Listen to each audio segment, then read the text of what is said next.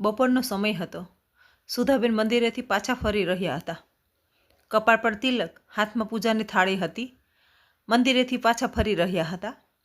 કપાળ પર તિલક, હાથમાં પૂજાની થાળી જે ધીમે ધીમે ધ્રુજી રહી હતી. અને ઘરે આવતા અંદરથી તેમની વહુ આરતી અને દીકરીના સંવાદો ગુંજવા લાગ્યા. તીખા, કડવા અને રોષો ભરેલા હતા. તમે આવી ગયા? આ શું કોઈ ધર્મશાળા છે? પછી અમે મફતમાં હોટલ ખોલી રાખી છે. જ્યારે જુઓ ત્યારે મોઢું લઈને અહીં જાઓ છો. તમારા લગ્ન થઈ ગયા છે. હવે વારવાર આવવાની આદત છોડી દો. હમણાં જ તો મળવા આવી હતી. સુધાબેન તો સ્તબ્ધ થઈ ગયા. તેના હાથમાં રહેલું કપ જમીન પર પડી ગયો. તમારો મતલબ શું છે? શું હવે હું આ ઘરમાં આવી પણ નથી શકતી? ટોણું મારતા કહ્યું, મતલબ સાફ છે દીદી. પપ્પાએ તમારા લગ્ન કરાવી દીધા છે. હવે નહીં, ભાઈ ભાભીની જિંદગીમાં દખલ ન કરો. દર વખતે નાની નાની વાત પર સાસરીમાં ઝઘડો કરીને અહીં આવી જાઓ છો, જાણે આ તમારી હોટલ હોય. હેતલ લાલ થઈ ગઈ. તે આગળ વધી અને ઊંચા અવાજે બોલી, વાહ ભાભી, વાહ, સાચો રસ્તો બતાવી રહ્યા છો. તમે પણ મારી સાથે જરા વિચારીને વાત કરજો. આ ઘર મારા પિતા અને ભાઈનું છે, તમારી માલિકીનું નહીં. અને જ્યાં સુધી મારા પપ્પાની યાદ આ ઘરમાં છે, હું જ્યારે ચાહું ત્યારે આવી શકું છું. હું મારી તબિયતના કારણે પરેશાન છું. થોડી શાંતિ શોધવા આવી હતી, પણ તમને તો બસ મેણા મારવાનો શોખ છે. પછી બોલી, તું દુઃખી છો તો હું શું કરું? મને શા માટે દુઃખ દેવા આવી જાઉં છો? આ દુઃખ સાસરીમાં રહીને સહન કરો, જે તમારું અસલી ઘર છે. આ ઘર હવે તમારું નથી. આ ઘર મારું અને કેતનનું ઘર છે. તેમની નનંદ બોલી, દરેક ડગલું આગળ વધી, મારું ઘર બોલતા નહીં. આ ઘરનો પાયો મારા પપ્પાએ નાખ્યો હતો અને માએ કી જોડી છે. સુધાબેન થોડીવાર બંનેને જોતા રહ્યા. એક તેમની દીકરી હતી, બીજી તેમની વહુ. બંનેમાં એક જેવી આગ હતી. 1 વર્ષ પહેલાં તેમના પતિનું અવસાન થયું હતું. તેમના નામે જે કંઈ હતું તે બધું સુધાબેનના નામે થઈ ગયું હતું, કારણ કે તેમના પતિએ વસિયતનામું સુધાબેન એમ કર્યું હતું. ત્યારથી તેમની વહુ અને દીકરાએ તેમનું ખૂબ ધ્યાન રાખ્યું હતું. પછી અચાનક 6 મહિનાથી તેમની વહુ અને દીકરો વારવાર મિલકત પોતાના નામે કહેવા લાગ્યા. 6 મહિના સારો વ્યવહાર કર્યો હતો, એટલે થોડા દિવસો પહેલાં જ તેમણે પોતાની બધી મિલકત દીકરા વહુના નામે કરી દીધી હતી. અને આ થતાં જ બધું જાણે બદલાઈ ગયું. તેમની વહુ હવે તેને મેણા મારવા લાગી હતી, અને જેનાથી સુધાબેનના પગ નીચેથી જમીન ખસી ગઈ. પોતાનો વહુનું અસલી રૂપ જોઈને તે જ્યારે પણ પોતાના દીકરાને આ વિશે કહેતા તો તે તેમને સમજાવીને, જો માં, સુધા ઓફિસ સંભાળે છે અને ઘર પણ. તમારું સારી રીતે ધ્યાન પણ રાખે છે. આવામાં તમને બીજું શું જોઈએ? તમને નથી લાગતું કે તમારે તમારી આ વહુની ભૂલ ન શોધવી જોઈએ? એ મારી પત્ની છે, બહુ સારી છે. એટલે હવે તમે આ ફાલતુ રમતો રમીને ઘરનું વાતાવરણ ખરાબ ન કરો. પોતાના દીકરાના મોઢેથી આ સાંભળીને તેમના દિલને જાણે આઘાત લાગતો હતો. હવે તેમને સમજાઈ રહ્યું હતું કે શા માટે તેમના પતિએ પોતાની બધી મિલકત દીકરા અને વહુના નામે ના કરીને તેમના નામે કરી હતી. તે રડી રહ્યા હતા. હવે સુધાબેન ધીમેથી બોલ્યા, બસ વહુ, બહુ સુધી અવાજ જાય છે. બધા શું વિચારશે? આ સાંભળીને આરતી ઊંચા અવાજે બોલી, હું બોલી તો આવી ગયા. તમે માજી, જો તમને આટલી ચિંતા હોય તો હમણાં ને હમણાં જ દીકરીને કહો પોતાનો બધો સામાન ભેગો કરે અને નીકળી જાય. મારા ઘરમાં બધાને બહુ પરેશાન કરી લીધા. ઉલટાનું તમે પણ તમારે આ લાગણી સાથે બહાનો રસ્તો પકડી લો. બંને મા દીકરીએ તો આ ઘરમાં જીવવું હરામ કરી દીધું છે. કામ ધંધો કંઈ નહીં, દિવસભર રડવાનું, ફરિયાદો અને મફત રોટલા તોડવા. હેતલનો ચહેરો લાલચોળ થઈ ગયો. તેણે તડપીને કહ્યું, ભાભી, સંભાળીને બોલો અને ભગવાનનો ડર રાખો. આવી વાતો કરતાં તમને જરાય શરમ નથી આવતી? વડીલો સાથે કેવી રીતે વાત કરાય? એ અને હું ભીખ માગવા નથી આવી. ઘરે આવી છું, મારા મા બાપના ઘરે. તેની વાત સાંભળીને આરતીએ પણ ગુસ્સા સાથે કહ્યું, હું પણ સાચું જ બોલી રહી છું. હવે આ તારા બાપનું ઘર નથી રહ્યું. તારી માને પણ લઈ જા, નહીંતર ધક્કા મારીને ઘરમાંથી બહાર કાઢી દઈશ. એટલે કહું છું, ચૂપચાપ નીકળી જાઓ. આ સાંભળીને એ ગુસ્સા સાથે બોલી, હું ક્યાંય નહીં જાઉં. જે ઘરમાં મારું બાળપણ વીત્યું છે, મારા પિતાની નનામી જોઈ ત્યાં આવવાનો હક મારી પાસેથી કોઈ છીનવી ન શકે. સમજ્યા તમે? આરતી બોલી, તો કેમ તું તારી માને પણ તારી સાથે લઈ જ નથી જતી, જે આખો દિવસ પૂજાપાઠ અને રડવા સિવાય કંઈ નથી કરતી? ઘર ચલાવવાનો બધો બોજ મારા અને કેતનના માથે છે, અને અહીં બંને મા દીકરીને બસ મફતમાં જીવવાની આદત પડી ગઈ છે. મફતમાં તેમની ધીરજ ખૂટી ગઈ. બસ ભાભી, હવે એક શબ્દ પણ મારી મા વિશે ના કહેતા, કે જેને તમને આ ઘરમાં દીકરી બનાવીને જગ્યા આપી. આજે એ તમને બોજ લાગી રહી છે. ક્યારેક પોતાને જુઓ જો ઘરનું કામ તો કરો છો પણ દિલનું કામ ભૂલી ગયા છો. ઇજ્જત આપવાનું. આરતી ગુસ્સાથી ફાટી પડી. મરચાં લાગી રહ્યા છે અને તમે મા વિશે બોલતી વખતે તમને મરચાં ના લાગ્યા? બહુ થયું તારું ભાષણ. આટલી દયા આવે છે તને તારી મા પર? દયા આવે છે તો કેમ લથી લઈ જતી અને તારી સાથે સાથે એકબીજાની મજબૂરી રડી રડીને સંભળાવો અને આ ઘરનો બોજ મારામાંથી ઉતારો. તેણે છેલ્લી લાઈન જોરથી કહી, કારણ કે હવે પણ સુધાબેન કંઈ બોલવા ગયા કે તરત જ ચૂપ કરાવતા કહ્યું, પ્લીઝ માં, વધુ તકલીફ થતી હોય તો તમે પણ જઈ શકો છો. આખરે અમે પણ જીવવા માંગીએ છીએ, બાળકોનું ભવિષ્ય પણ બનાવવું છે. તમે કશું કરી ન શકતા હોય તો ચૂપચાપ પડ્યા રહો.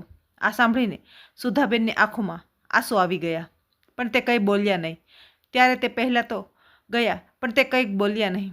નણંદ ત્યારે તે પહેલાં તો પરેશાન થઈ ગઈ હતી. તેના ઘરમાં પોતાની સાસુ અને પતિ સાથે પોતે જ બનતું ન હતું તો તે પોતાની માનો બોજ કેવી રીતે ઉઠાવી શકે? બોલી, મમ્મી મને માફ કરી દેજો. આજ પછી હું આ ઘરમાં ક્યારેય નહીં આવું. કદાચ હવે આ ઘર નથી રહ્યું, 4 દિવાલો રહી ગઈ છે. તેને આંખોમાંથી આંસુ આવ્યા. તે ધીમે ધીમે બહાર ચાલી ગઈ. પાછળ સુધાબેન ઊભા રહ્યા. થાળીના ફૂલ જમીન પર વિખરાઈ ચૂક્યા હતા. તે રાત્રે સુધાબેન ફરી પોતાના રૂમમાંથી બહાર નીકળ્યા. તે પોતાના રૂમમાં પડ્યા રહ્યા અને પોતાના પતિને યાદ કરતા રહ્યા. આજે તે કેવી કસોટીમાં ઊભા રહ્યા. પાછળ સુધાબેને જે દીકરાને તેમને લાડકોડથી ઉછેર્યો હતો એ જ આજે તેમને આ રીતે અપમાનિત કરી રહ્યો હતો અને આટલા ખરાબ શબ્દો બોલી રહ્યો હતો. તેમની આંખોમાંથી આંસુ વહેવા લાગ્યા. લગભગ 6:15 વાગ્યા હતા. મંદિરમાંથી ઘંટડીનો અવાજ આવી રહ્યો હતો. સુધાબેન સફેદ સાડીમાં કપાળ પર ચંદનનું તિલક લગાવીને મંદિરમાં દીવો કરી રહ્યા હતા. તેમના હોઠોમાંથી ધીમા અવાજે મંત્ર નીકળ્યા. ઓમ જય જગદીશ હરે. પૂજા પૂરી થયા પછી તેમણે ભગવાન સામે હાથ જોડ્યા અને બોલ્યા, બસ પ્રભુ, આજનો દિવસ શાંતિથી પસાર થાય. હવે ધીમે ધીમે રસોડા તરફ ગયા. રસોડાનો દરવાજો બંધ હતો. તેના પર તાળું મારેલું હતું. આ જોઈને તે પાછા ફરીને રૂમમાં ચાલ્યા ગયા અને પછી ધીમેથી કહ્યું, આરતી, 1 કપ ચા બનાવી દે ને, તબિયત સારી નહીં લાગતી. અંદરથી વહુનો અવાજ આવ્યો, હું ભરેલો, અને ચીડિયો સવારમાં શરૂ થઈ ગયા. તમે પણ, હું તમારી નોકરાણી છું? સુધાબેન ચૂપ રહ્યા. ધીમેથી બોલ્યા, અને બેટા, હું તો બસ 1 કપ ચા માગી રહી હતી. માથું દુખે છે ને? તે બહાર નીકળે આવી વાળ ખુલ્લા હાથમાં મોબાઈલ અને પૂરા તિરસ્કારથી બોલી, તો શું થયું? જાતે જ ઊભા થઈ જાઓ. ત્યાં છે ચા પત્તી, ત્યાં જ રાખી છે, બનાવો અને પી લો. હજી તો હાથ પગ ચાલે છે ને? મરવાની ઉંમર નથી થઈ. આમ વહુને પરેશાન કરવામાં સારું લાગે છે? શું તમને સુધાબેનના ચહેરા પર જાણે કોઈએ જોરથી તમાચો માર્યો હોય? તેમની આંખોમાં પાણી ભરાઈ આવ્યું. પણ માત્ર તેમણે એટલું જ કહ્યું, બેટા, હું તને પરેશાન કરવા નથી માગતી, પણ રસોડામાં આટલું બોલતા તમે પરેશાન? અરે પરેશાન તો તમે આમ પણ કરો છો. અવાજ, સવારમાં ઊંઘ નહીં આવતી. તમારા કારણે પરેશાની થાય છે. પછી તેણે રસોડાની ચાવી તેમને તરફ આપીને કહ્યું, જાઓ જઈને ચા બનાવી લો અને 1 કપ મારા માટે પણ કોફી બનાવી દો. અને પછી પોતાના રૂમ તરફ ચાલી ગઈ. સુધાબેન ચાવીને લઈને જતા રહ્યા. આમ અપમાનનો ઘૂંટડો પીને રહી ગયા. ચા બનાવીને સુધાબેન ધીમે કપ ઉઠાવી કપોમાં ચા છલકાઈ ન જાય એટલામાં હાથમાં હોવા છતાં તે સાવધાનીથી ચાલી રહ્યા હતા. રૂમના દરવાજા સુધી પહોંચ્યા અને કપ ટેબલ પર મૂકી દીધો. રૂમમાં ટીવી ચાલુ હતું ને મોબાઈલ પર કોલ કરી રહી હતી. આટલી પણ ખબર નહીં પડતી કે અંદર નોક કરીને અવાય? આટલી પણ નથી બચી હવે? તમે પણ શું આવી ગયા અંદર? સુધાબેન બહુ દુખે. બેટા, અવાજ થોડો ધીમો હતો. સારું, હવે બહાના ન બનાવો. જતાં કહ્યું, કોફી ચા મૂકી દે અને નીકળ અહીંથી. રૂમમાં પૂછ્યા વગર આવવાની આદત છોડી દે, સમજી? સુધાબેનનું દિલ ફરીથી દુખી ઉઠ્યું. તેમણે કોફી ટેબલ પર મૂકી ગયા. આંખો ભીની હતી. આખરે તે શું કરી શકતા હતા? તેમની પાસે બીજો કોઈ રસ્તો પણ ન હતો. તેમના કોઈ સગાવાલા કે મિત્રો પણ ન હતા. 5 વાગ્યા હતા. પૂજા કરીને સુધાબેન કપાળ પર તિલક લગાવતા હતા. તે સમયે તે ગુસ્સામાં રૂમમાંથી બહાર આવી. હાથમાં મોબાઈલ, આંખોમાં છીણ હતું.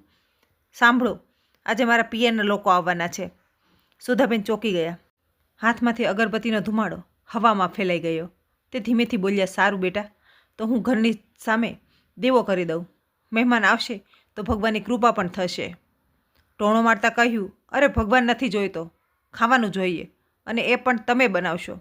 વિચાર્યું હતું કે હોટલમાંથી મગાવી લઉં, પણ આજકાલ બહુ મોંઘું થઈ ગયું છે, તો હવે ઘરની જ જૂની માર્કેટમાં પણ કંઈક કામ કરાવી લઈએ. શાંતાબેન ચોક્યા. બેટા હું કેવી રીતે કરીશ? ત્યાં કહ્યું, કેવી રીતે કરીશનો શું મતલબ થાય છે?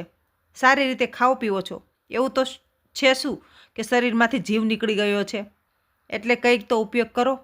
કોટી કોટી ભગવાનની ભક્તિમાં લીન રહો છો તો અહીં પણ શરીર બહાર નથી વાપરવું. જેના પર સુધાબેન બોલ્યા, બેટા કરીશ, પણ પ્રમાણમાં થોડો દુખાવો છે હાથમાં પણ.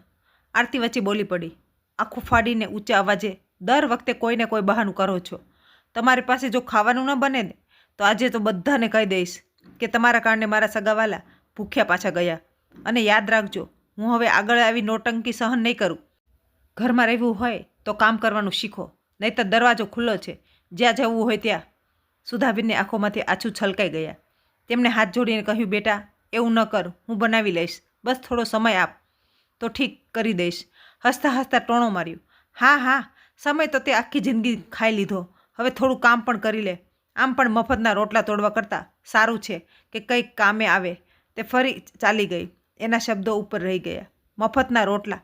સુધાબેન ત્યાં જ ઊભા રહ્યા અને તેમની આંખોમાંથી આંસુ આવવા લાગ્યા. તેમણે ધીમેથી ભગવાનની મૂર્તિની સામે આંખો બંધ કરી અને ખૂબ જ ધીમા સ્વરે બોલ્યા, એ પ્રભુ, આ કેવી પરીક્ષા છે તારી? હવે તો દિલ પણ કામ કરવાની ના પાડી રહ્યું છે. સવારે 7 વાગી ચૂક્યા હતા. રોશનીથી જગમગી રહી હતી. આરતીના પિયરવાળા આવી ચૂક્યા હતા. દરવાજે મા બાપ, ભાઈ અને 2 બહેનો હસતા હસતા દાખલ થયા. બનાવટી સ્મિત સાથે સૌનું સ્વાગત કર્યું.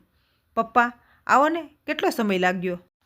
તેનો પતિ કેતન પાસે જ બેઠો હતો, હાથમાં મોબાઈલ, ચહેરા પર ચમક. પરિવાર સાથે વાતો કરતા તે ખૂબ ખુશ લાગી રહ્યો હતો. અરે શું વાત છે, તમે બધા બહુ સારા લાગી રહ્યા છો, તે હસતા હસતા બોલ્યો. આરતીના પપ્પાએ હસીને કહ્યું, હા ભાઈ, વિચાર્યું કે થોડો પોતાની દીકરી જમાઈ સાથે સમય વિતાવી લઉં. એ બધા હસી રહ્યા હતા. ડ્રોઈંગ રૂમમાં હાસ્યના અવાજો આવી રહ્યા હતા. બીજી તરફ રસોડામાં સુધાબેન એકલા ઊભા હતા. તેમનો ચહેરો લાલ થઈ ગયો હતો. પૂરી માટે તેલ ગરમ થઈ રહ્યું હતું. તે વખતે જ્યારે કોઈને હસવાનો અવાજ આવતો ત્યારે તેમનો હાથ વધુ તેજ ચાલવા લાગતો. જે દીકરા માટે શું નથી કર્યું, એ દીકરો માને આજે કામવાળી સમજે છે. આંખોમાં એક ચમક અને દર્દ સાથે ઉતરી આવ્યું. આરતી રસોડા સુધી આવી, હાથમાં મોબાઈલ, ચહેરા પર સ્મિત. માજી જલ્દી બનાવો, મમ્મી પપ્પાને બહુ ભૂખ લાગી છે. સુધાબેને થાકીને સ્વરે કહ્યું, બસ થોડો સમય તૈયાર થઈ જશે. કહ્યું, સમય જ્યારે જુઓ ત્યારે સમય જ માગતા રહો છો. કામ જલ્દી પણ કરી લીધા કરો. મગજ ખરાબ રાખે છે. તેના શબ્દો તીરની જેમ લાગ્યા. સુધાબેને બસ પાલવથી પરસેવો લૂછ્યો અને કંઈ ન કર્યું. થોડીવાર પછી ખાવાનું તૈયાર હતું. થાળીમાં કઢી, પુલાવ અને મીઠાઈ રાખેલી હતી. ધીમે ધીમે બધું ટેબલ પર ગોઠવાયું. બેટા સ્વાદિષ્ટ ખાવાનું બનાવ્યું છે, તે મિક્સ કરીને બોલી.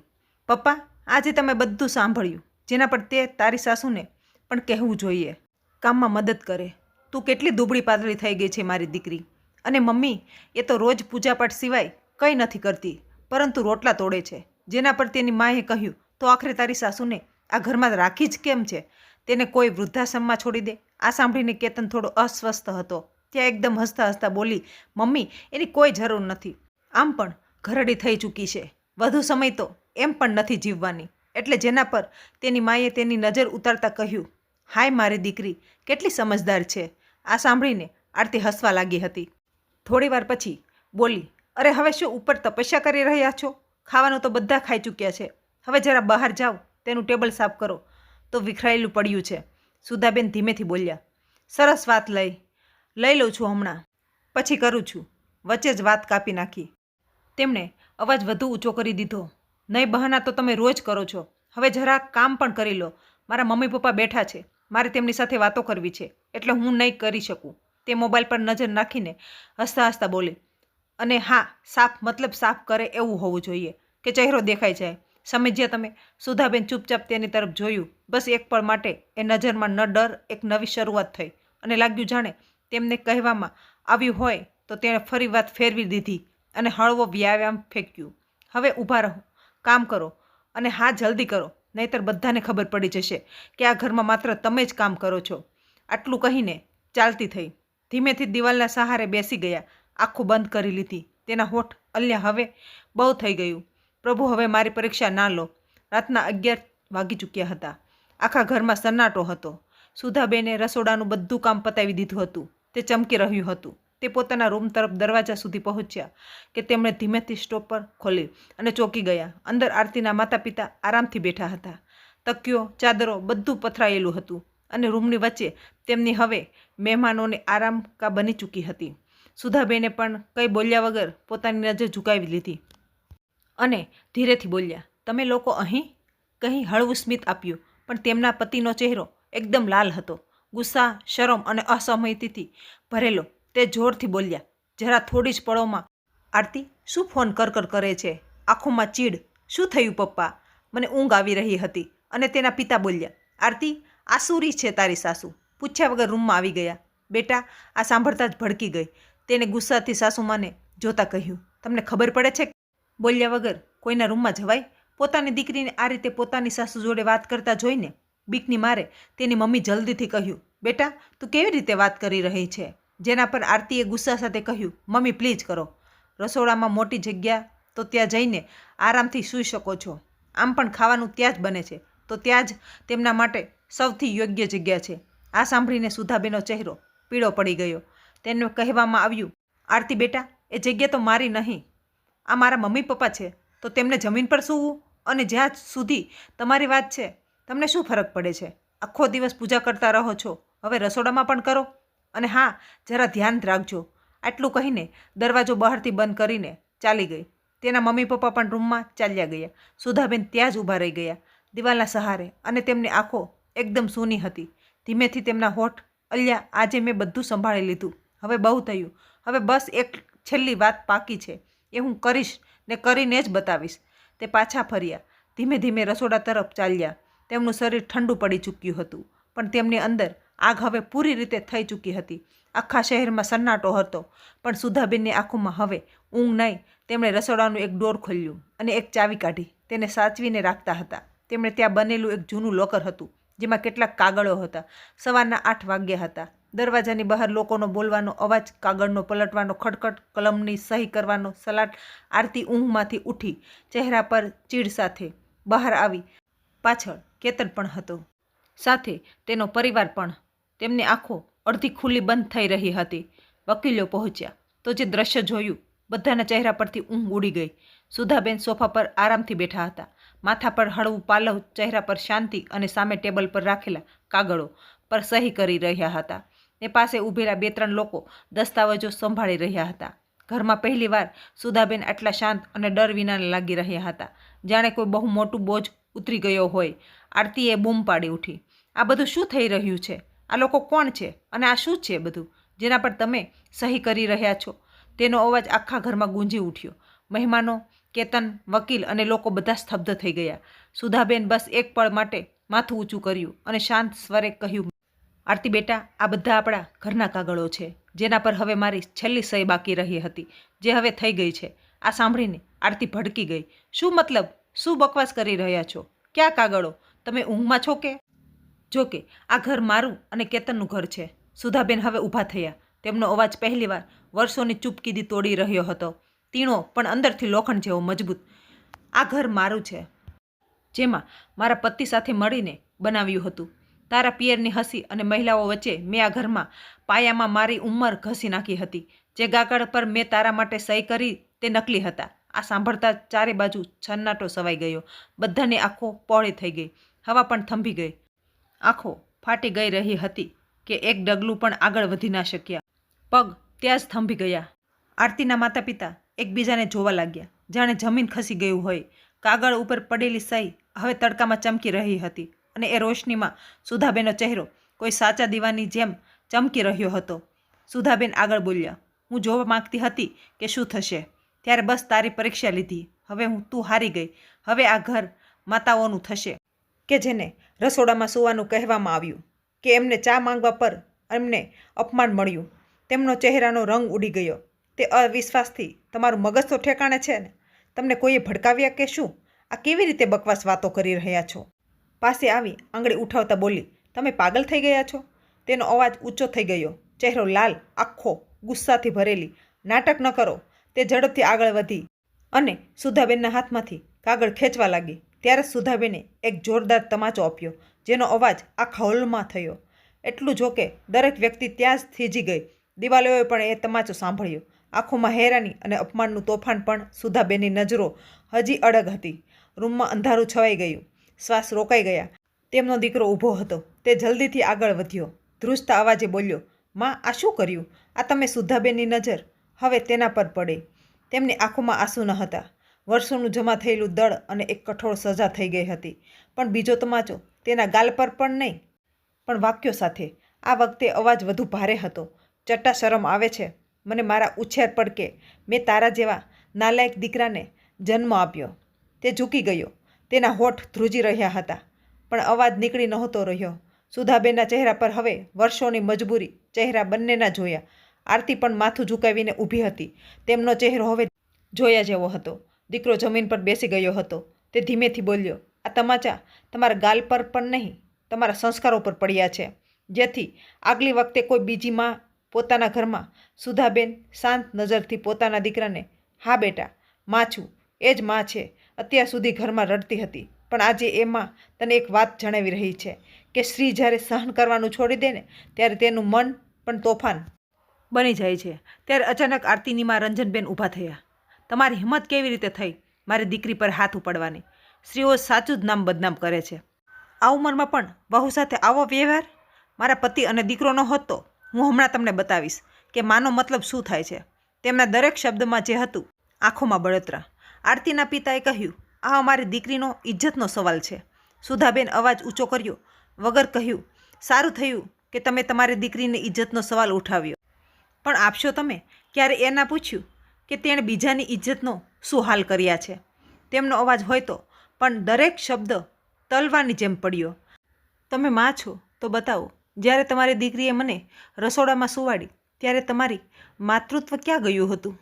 જ્યારે તેણે મને ચા માંગવા પર મેળા માર્યા ત્યારે તમારું માતૃત્વ ક્યાં હતું? અને જ્યારે તેને મારા દીકરાને મારી વિરુદ્ધ ઝેર પીવડાવ્યું. તેનો દીકરો હવે એકદમ શાંત હતો. એની આંખોમાં હવે ગુસ્સો નહીં, પણ અપરાધ ભાવ ઉતરી આવ્યો હતો. સુધાબેન એક ડગલું આગળ વધ્યા. તેમના સ્વરમાં હવે માત્ર સચ્ચાઈ હતી. તે કોઈ પણના અવાજ કરતાં વધુ ભારે હતી. માં બનવું સહેલું છે રંજનબેન, સંસ્કારોની માં બનવું મુશ્કેલ છે. તમે તમારી દીકરીને બધું શીખવાડ્યું, પણ સન્માન આપવાનું ના કીધું. સુધાબેનની આંખોમાંથી આંસુ વહેવા લાગ્યા. તે ધ્રુજતા અવાજે બોલી, માજી, હું. સુધાબેને હાથ ઉઠાવીને ચૂપ રહેવાનું કહ્યું. પછી ધીમેથી બોલ્યા, બોલવાની જરૂર નથી. આજે તારી આંખોમાંથી જે પડ્યું છે એ જ મારો જવાબ છે.